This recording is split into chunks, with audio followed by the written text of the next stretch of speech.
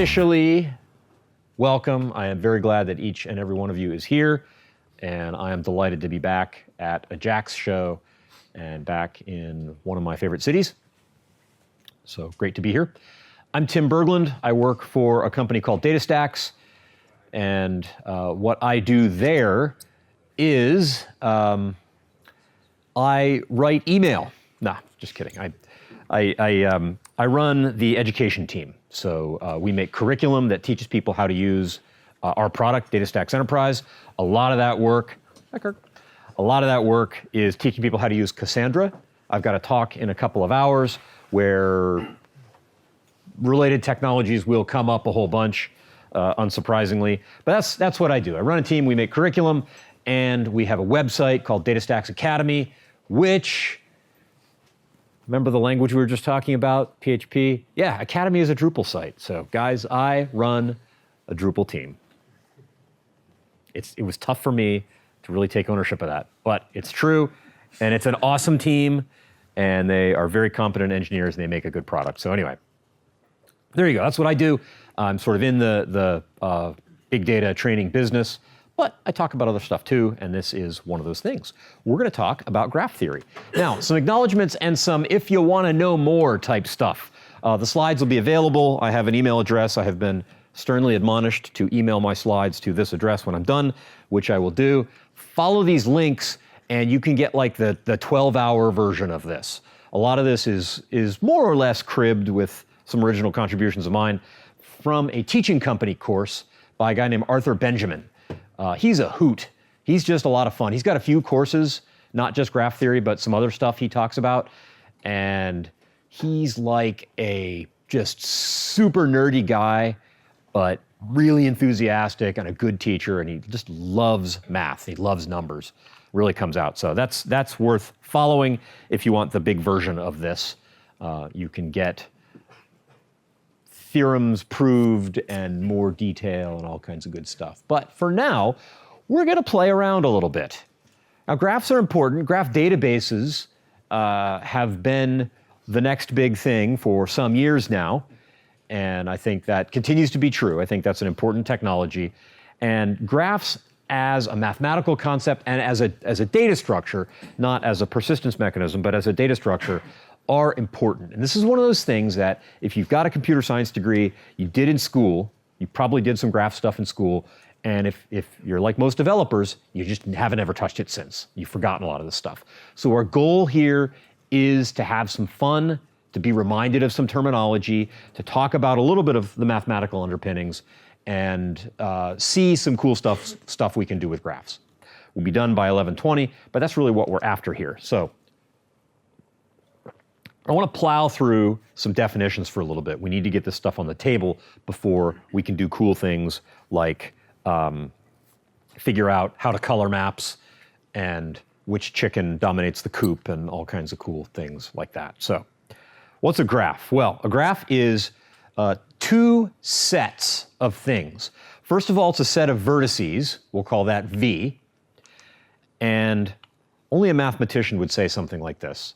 It's a set of size 2 subsets of the set of vertices. Now, you know intuitively what a graph is, right? A vertex, or some people say node, usually draw it as a circle or a dot, and they have lines connecting them, right? So the graph is this set of vertices plus a set of edges. And if we say that it is a size, this set of edges contains size 2 subsets of the vertices. That means an edge is going to select 2 vertices and connect them. And if it's a subset, then we won't be able to repeat vertices in there. That's got a couple of implications that I'll show you visually in a minute. That does mean properly no loops and no multiple edges. You're not going to have 2 edges between vertices. Now, that website I was talking about just a minute ago, DataStax Academy, you could go there and you could watch a video course containing me talking about DataStax's graph database. And the definition of graph used there is a different definition. That's a property graph, and multiple edges are just fine, and loops are just fine also. So we can play with these definitions a little bit. But technically, mathematically, if you just say graph, you mean this. So that is a graph by our definition. That is a graph by our definition. That is a somewhat less exciting graph by our definition. But come on, give it a break. It is a graph. This, because we have multiple edges here, we're going to say no. And the kinds of theorems that get proved around graphs are the things I'm going to talk about. This would be a multi-graph, and it doesn't count. All right. Now, in graph databases like Neo4j or DataStax Enterprise Graph, and I guess various RDF triple stores would be like this, you better believe you have multiple edges all day long.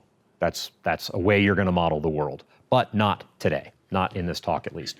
Also, this, bad, you can't have a loop, that doesn't count, not a graph.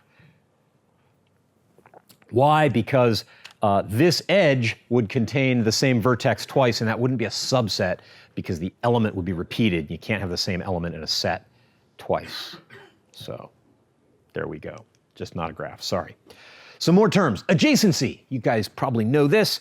Let's see, vertex A and vertex C are adjacent because there is an edge that connects them. So if there is an edge between X and Y are adjacent. So A and D are not adjacent. Now I can get from A to D, but we don't consider them to be adjacent.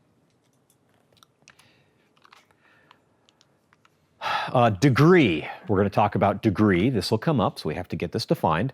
The degree of a vertex is the number of other vertices adjacent to that vertex. So A, its degree is 2. Just count the edges. It's as simple as that. Hey, Mr. Clicker is not clicking. There we are. Let me get back here. C, 4. 4 edges. No one should be troubled yet. None of this should be troubling. If it is, Matt, what was that game you were talking about? Disney Emoji Blitz. I encourage you not to play Disney Emoji Blitz, but you've got options. All right, a walk.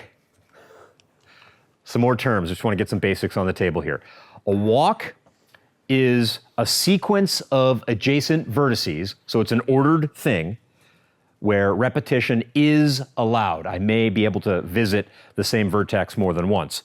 So let me start at A, and I'll go to C, and then I'll go to D, and then I'll go to E, and back to C, and that's all okay. And then even back to B. That would be a walk. It's an ordered sequence, which is an ordered thing of vertices, where it's okay if I hit the same vertex twice. That's a walk.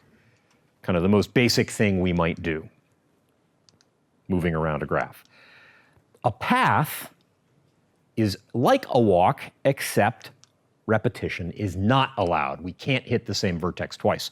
So kind of starting down that same walk we just did, I'll go from A to C to D to E, and if I want this to be a path, I have to stop, right? Because my only choice at that point would be to go back to C, and I'm not allowed to repeat a vertex.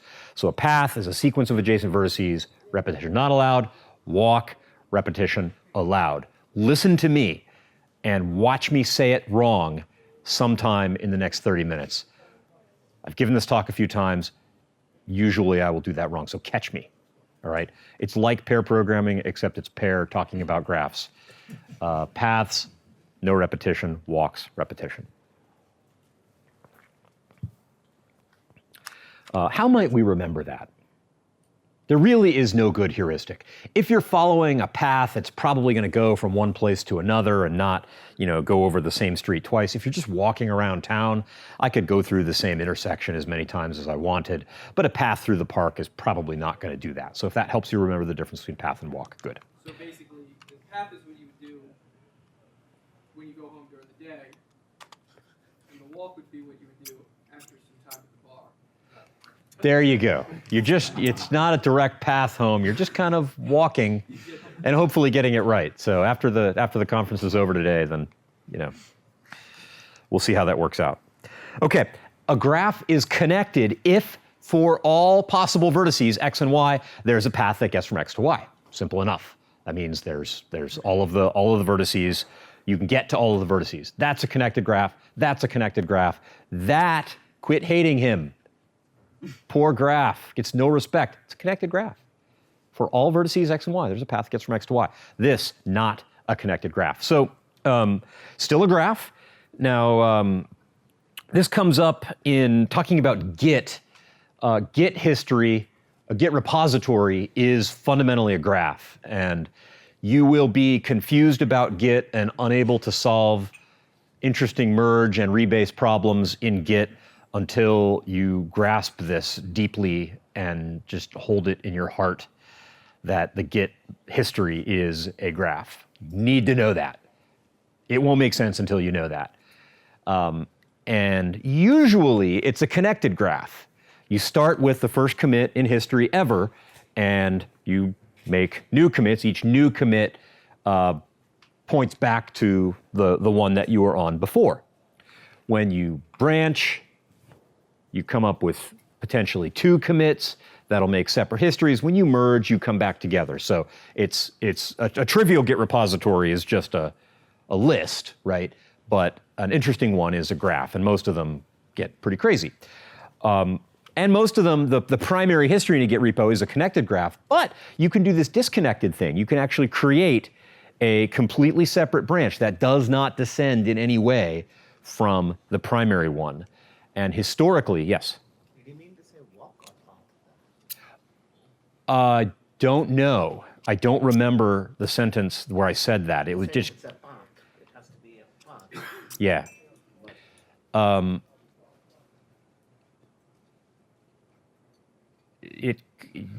Yeah. You broke Tim. You broke me. I don't remember still the whole sentence it was in, so let me just, yeah, I don't think it matters. The GitHub thing matters. The point here is that traditionally is how you make a GitHub Pages branch. If you want a companion website for the repository, that's this nifty GitHub feature where you can do that. You can have a website that will talk about your repo that's more than just your nicely formatted README that you've got, and you do that with a disconnected graph. You make this other branch that is static web content and not your cool Node app or whatever you've got in the rest of the repo. So disconnected graphs in the real world of developers are a sometimes daily thing. And that usually freaks people out when they first learn how to do GitHub Pages things. It's just really disconcerting. And there's a recent feature on GitHub where they've got a slightly less mind-blowing way to do that, but that does not serve my purpose here, so I'm not going to talk about it. All right, a trail. A trail is a walk with no repeated edges. So I'm allowed to, it's a walk, so I'm allowed to repeat vertices, but in this kind of walk, I won't repeat edges. So this here, this would be okay. I'm not repeating any edges. This is still a walk, but not a trail because it repeats an edge. All right? Any of these terms may come up. A closed trail is a trail that begins and ends on the same vertex. So if we go from here, right back to A, that's a closed trail, which gets us to cycles. Cycles are, they always come up in the negative. What's a bad cycle that is a part of your daily life? Dependencies. Yeah, cycles in the dependency graph. They usually just break, right? A good dependency management tool will stop and not let you proceed if you have one of these. So a cycle is a closed trail where it would have been a path if we had just backed off one vertex. So that's a cycle. Would have been a path if we hadn't repeated the vertex. That's a cycle. That, of course, is not a cycle because we hit that guy twice. Vertex repetition is not allowed in a cycle, with the exception of going back to the place you started. If you look at the way the definition is written, It works. It works. These are mathematicians. They are not going to be fooled by you. Okay, a drawable graph. The first iPad game I ever bought was all about drawable graphs. It's probably still on my iPad somewhere. I haven't played it in some years. But a drawable graph is a graph that's connected. All right, so all of the vertices are reachable, and contains a trail that uses every edge. In other words, it's drawable. Intuitively, I could put a pen down on a vertex and have a trail that uses every edge. Interestingly, a drawable graph must have two vertices of odd degree. Just a property of a drawable graph. And all of the others are going to be even. So if you, I don't think it's a very popular game anymore. It was sort of interesting a long time ago, but oops, I've left the field of the camera. That's not good. I'm supposed to stay over here. No, still camera, I'm okay. Video camera, yeah. So let me come over here. I'll do what I want. All right. The game, you touch a vertex and you draw and you can't repeat any edges, and I don't know, it's pretty mindless. It's not as bad as Disney Emoji Blitz, but it's pretty bad. But after I learned this, I realized, okay, I have to start on a vertex of odd degree in order to be able to get the job done. Now, probably playing the game a little bit, I should have figured that out anyway, but hey, I needed Arthur Benjamin to tell me about drawable graphs first. Uconnect was the name of the game. What about square? Yeah. Is square an exception? I think it should be even number of nodes with odd degree, right? Yeah, 2 or 4 of them, but Yeah, and also the single node graph is drawable. Yeah, nobody has ever called me on that.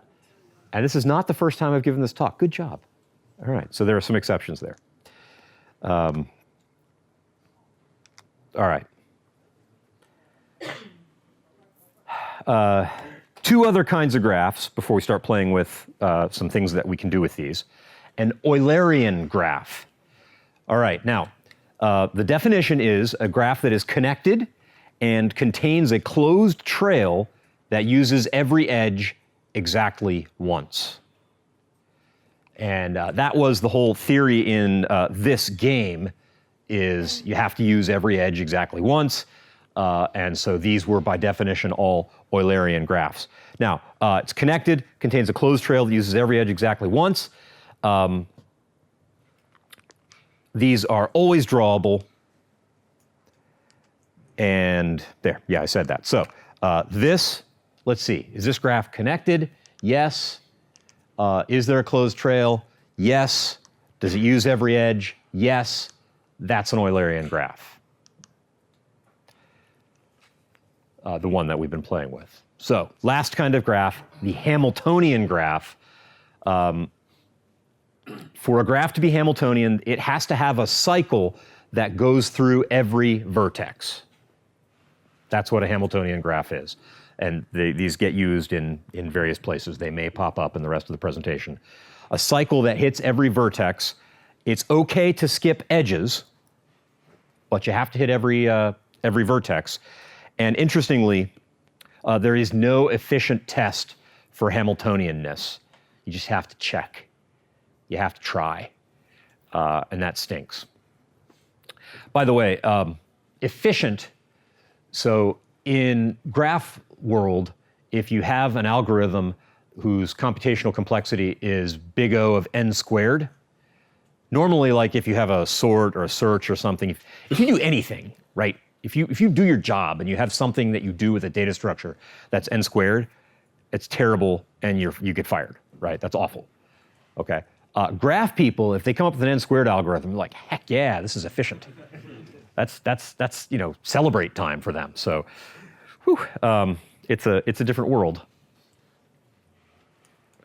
The rest of us, when we're working with trees and lists, no, not so much. So this graph that we've been playing with, not Hamiltonian. There is no cycle that visits all vertices.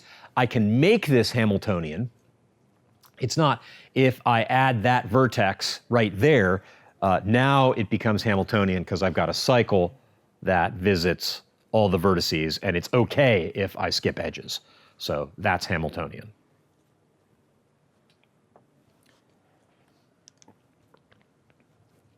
All right, how do we represent graphs? What are some things we can do? Square is a Hamiltonian graph. So a square is a Hamiltonian graph. Yeah. Yeah.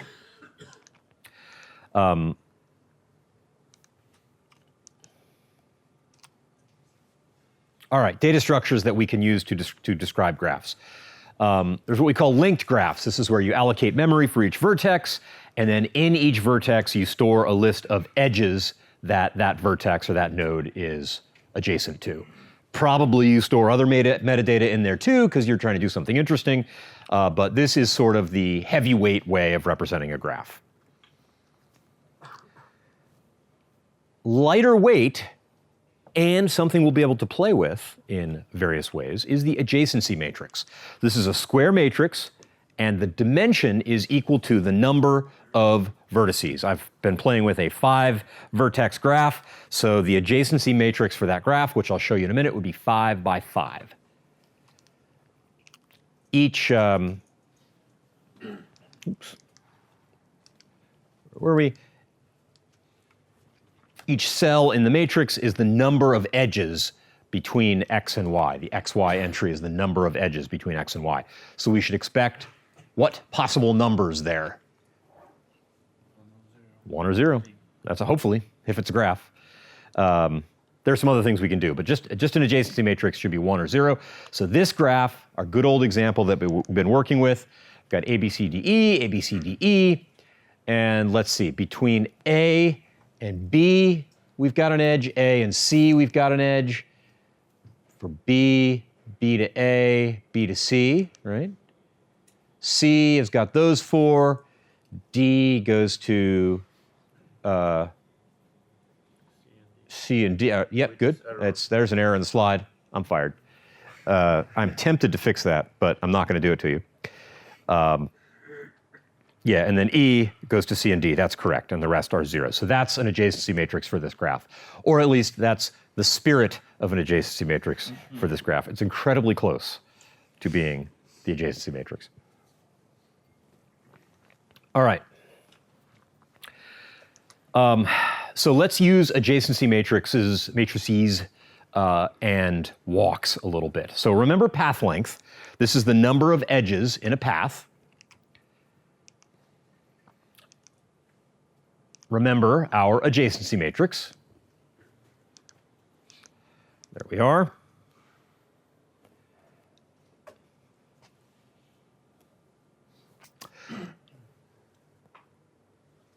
Let's use that to play with path length a little bit.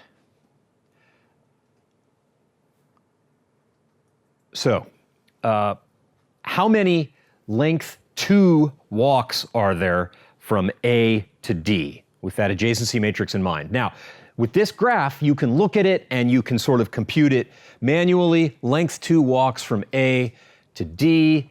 Let's see, I've got 1, 2, and A to D. A, C, A, D, A, B, C, D.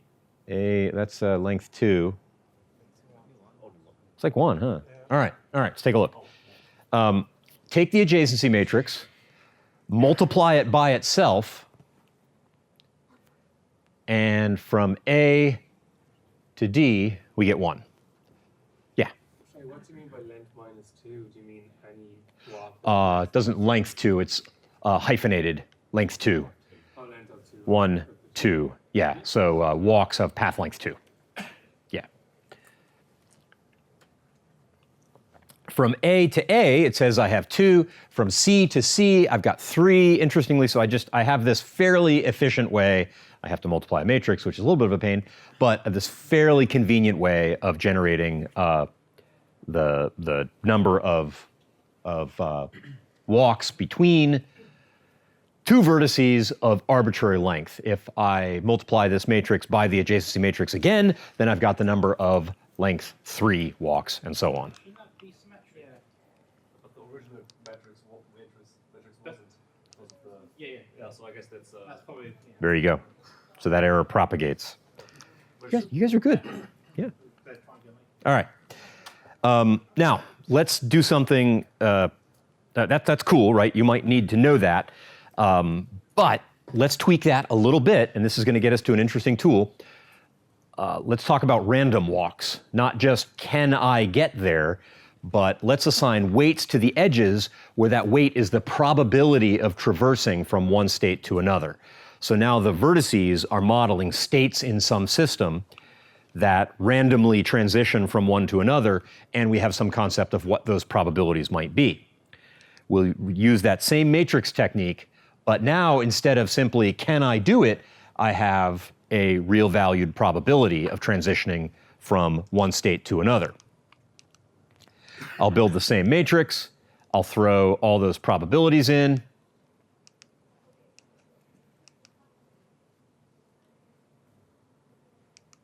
and now, if I want to say, what's my probability of getting to some vertex from some other arbitrary vertex after 2 steps with all of those probabilities in there? Well, I simply take the matrix, multiply it by itself, and get this thing. So now I can say, what's the probability of arriving at C from B after 2 steps? That's 0.16. Nifty, okay, that's something with matrix multiplication, but we just built a Markov chain, is what we did. These are super cool. So you can use Markov chains to generate nonsense words. You can use them to generate nonsense humanities papers. That's a possible thing. You could probably use the speech of various politicians to train them and randomly create speeches that sounded like one politician or another. Actually, I just came up with that idea, and that's amazing. I want to do that. Or you realize they are speaking from a Markov. Right. That's actually how it works. The teleprompter is just being fed by a Markov chain. Mine's a little bit blown right now. Yeah, that could actually work. All right. Whatever it is, it was rigged, Right? Okay, so I've added edges, you see. I've got a directed graph now, and I'm saying to get from A to C, the probability of that transition is 0.7, C to A is 0.1, A to B is 0.3, and so forth. Okay, just draw all those edges. I made those numbers up for illustration purposes. With a real Markov chain, you probably will train it. You'll have some sort of sample data like, I don't know, all of the speeches given by the Jefferson County Commissioner, which is the county I live in Colorado. They don't really give a lot of speeches, as it turns out. But let's just say we got the text of all those speeches. And the nodes here would be, the vertices would be all the possible words that people could speak in the speech. What's the probability, given that I'm on one word, that I'm going to get to the next word? So to build these probabilities, to model a real system, I have to go get a system and observe it. Then, having tuned the probabilities, I can press go on this thing, and it will spit out random results that are like the real world results. So this here is an order 1 Markov chain. If I'm in A, the probability of getting to C is 0.7. Once I'm in C, this Markov chain does not know that I was in A. I'm just in C. All right, so not super interesting. You're probably not going to simulate much interesting behavior out of this, but this is an order 1 Markov chain. Now, I can, again, build that matrix, throw those probabilities in.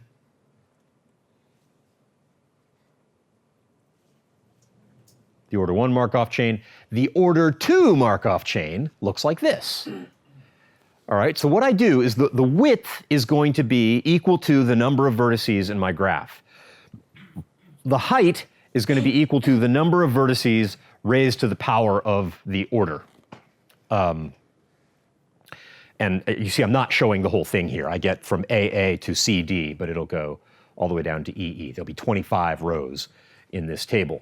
And I've got different probabilities. If I was in A and I'm now in C, what's the probability that I'll get to D? So to train this, again, I have to feed this data through and find those probabilities in the real world. Obviously, we are deep into sparse matrix territory here if I'm going to do something that's at all interesting.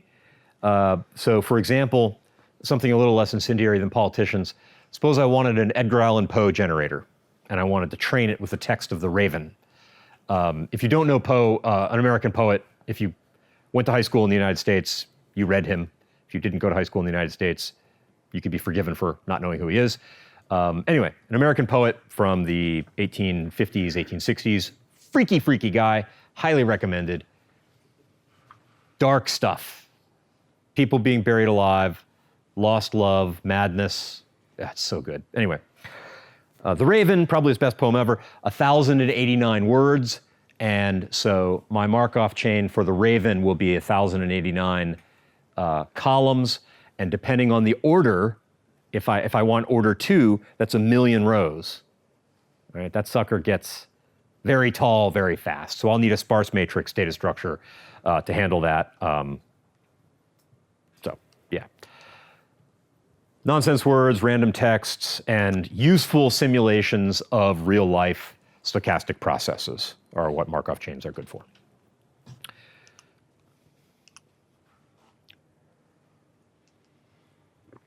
Okay, another kind of graph that we can do some cool things with, complete graphs. A complete graph is a graph in which every pair of vertices is adjacent. We call them K sub n. So remember that lonely vertex, the one vertex graph? He's K sub 1. That's a complete graph. See? You didn't think he was cool, and he's actually a member of a very special class of graphs. There's K2, K3, K4. K does not stand for complete. It stands for the name of a Polish mathematician who characterized these graphs, a guy named Kuratowski. Although I think a cute spelling of complete is just as good as anything. So there's K1, there's K2, there's K3, there's K4. Starts to look interesting. And these are pretty to draw once you draw them. Some people call them mystic roses, which I think is a little bit too much, but I'll stick with complete graph. I think that's just fine. We'll come back to those. Bipartite graphs. So I have a graph, and I'm going to divide the vertices into two sets, U and V. And I'm going to say all of the edges in U are going to connect with an edge in V. All of these can get to all of these. So they're kind of like complete graphs, except I've got these two sets of vertices. So that's a bipartite graph. That's a bipartite graph, because I've got U and I've got V, and all the edges in U, or vertices in U, connect to all the vertices in V. We'd call that K22. We'd call this K23. Actually, there's a missing edge. Now, this gets us to some interesting things with planarity. So, sometimes it's good to be able to draw a graph without any edges crossing. What are some times when that would be handy? Software that you might write where you'd want to know that you can draw a graph without having to cross edges. Electronics, yes. Who said? I don't know. Okay, yes, absolutely. That's always the example that comes to mind for me. Circuit board routing or routing of traces on an integrated circuit. For any layer on a circuit board, it's a graph. There are pads that devices solder onto, and things called vias, which are holes through the layer that go to other layers. And those are the vertices. Edges are copper traces that go between them. And electricity being what it is, you don't get to cross traces. They cannot cross. So every layer in a circuit board has to be a planar graph. And every layer in an integrated circuit, same thing, has to be a planar graph. So determining planarity is a useful thing. This is a thing that people actually write graph code to do. All right. Remember our buddy K4. Looks not planar, right? Because edges are crossing. However, we could move things around a little bit, and it turns out K4 is in fact planar. As it happens, of the complete graphs, K4 is the last one that's planar. K5 and above can't do it, but K1, 2, 3, 4, you can. They are planar. Roads, urban planning, that's another thing. It's a less severe problem than circuit board routing, but again, you want to know about planarity when you're building roads. And there's a theorem that tells us whether a graph is planar. There's this funky formula. It's not hard to tell at all, but here's what we have to do. This is Euler's planar graph theorem. And the formula is n minus e plus f equals 2. If that holds, the graph is planar. Now, what is n? It's the number of nodes, or vertices. 1, 2, 3, 4. E, edges. 1, 2, 3, 4, 5, 6. Faces. We need this concept of faces. And what the faces are, let's see. First, let's go. So we got 4. And what do we have there? We have 6 plus faces, which are these things. These are just enclosed areas enclosed by edges. There are 3 of them, right? Obviously, 3 faces, we see that. So I'm gonna go ahead and put a number 4 there because this is all a face too. The area outside the graph automatically counts as a face. Don't ask questions, it just does. And as it turns out, there's no error here. 4 minus 6 plus 4 does in fact equal 2. And for every planar graph, that holds. Could you show the previous graph without changing it to be planarity? I mean, when it's in original form, does it also have 4 faces? No. If I have to draw it, and then I have to count that it checks. Yes, you have to count the number of faces. And the way I'm doing it here, I mean, yeah, I'm drawing it as planar, but you would need a more clever means of finding faces. Mm-hmm. But having drawn it, this relationship always holds. Like, why 2? That's just like, it seems like it should be 0, doesn't it? Or 1, but no, it's 2. I love it. Magic number. It's a magic number, yeah. And in 2-dimensional space. Ah, there you go. We'll take it. All right, we got a few minutes left, and this lets us talk about coloring. A coloring of a graph is obtained by assigning a color to every vertex. It's okay if I reuse colors in general. A proper coloring is a coloring in which no adjacent vertices hold the same color. So, maps. The most obvious application here is coloring in countries or states or boundaries or counties or whatever, polygons on a map. That's where this comes in. So we say a graph is K-colorable if it can be properly colored with K colors. So a K-colorable graph, if I can color a graph with 4 colors, then it's 4-colorable.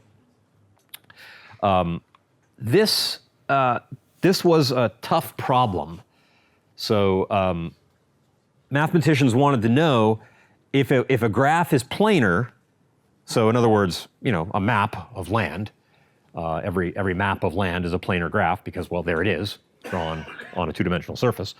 If a graph is planar, what's the smallest number of colors that I can use to color that map? This actually took more than 100 years to resolve this question. So yeah, we went through this. Proper coloring, no adjacent vertices share the same coloring, K colorable if the graph can be properly colored with K colors. We also say the chromatic number is the smallest K for which a proper coloring exists. So what's the chromatic number of a planar graph, right? Well, we started in, let's see here, 1852.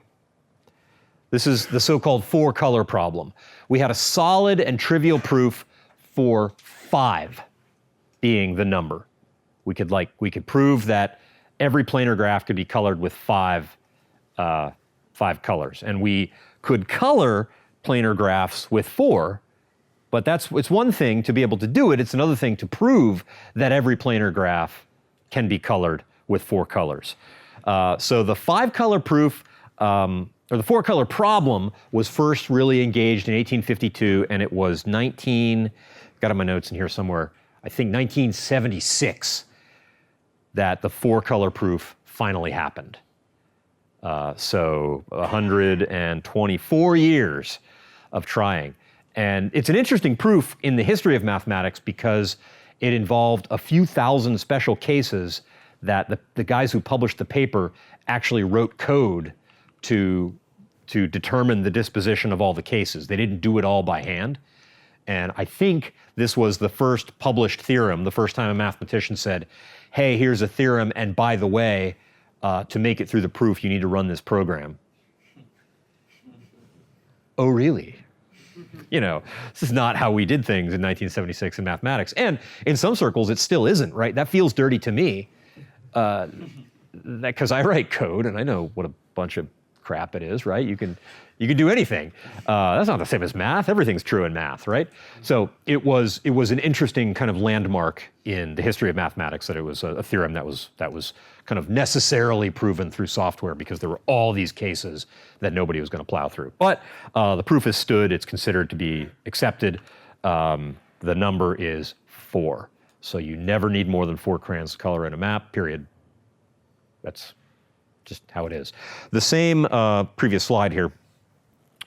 The same theorems apply in compiler design when you're allocating variables to registers and scheduling. Now, actually scheduling meetings in real life is, I think, basically impossible, provably intractable, at least in my calendar. But assigning contending users to conference rooms, it's the same thing. It's planar graph coloring, and same thing with register assignment. We get to use some of those same tools. All right, there we are. 76 by guys named Apple and Haken was the final 4-color proof.